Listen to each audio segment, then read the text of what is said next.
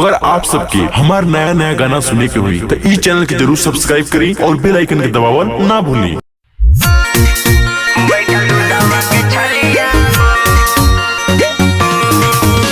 Surya recording studio रावस्टगंज Sonbhadra.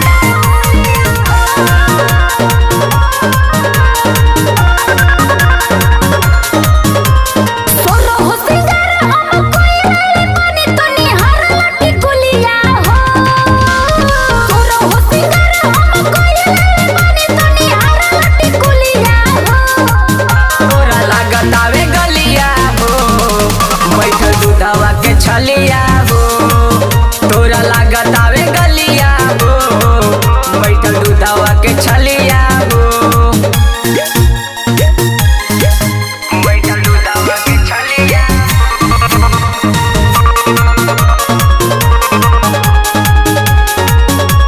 Lajo के पर्दा खोल के आवन लभयो बोल के बारू जवान हम बानी नदान रख दे बुझक झोर के ए हो सुन ना लाजो के पर्दा खोल के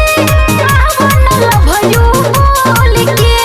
बारू जवान हम बानी नदान रख दे बुझक झोर के कैसे जाना तारो होलिया हो तोरा लागत आवे गलिया हो बैठल दूधवा के छलिया हो तोरा लागत आवे गलिया हो बैठल दूधवा के छलिया हो दूधवा के छलिया कैसे जाना दूधवा के छलिया ऐसे न करो ये राजा हो ले लो जवानी के मजा हो ओखे दरानी अनहरिया हो सेज बखियाई बखाजा हो ऐसे न करो ये राजा हो ले लो जवानी के मजा हो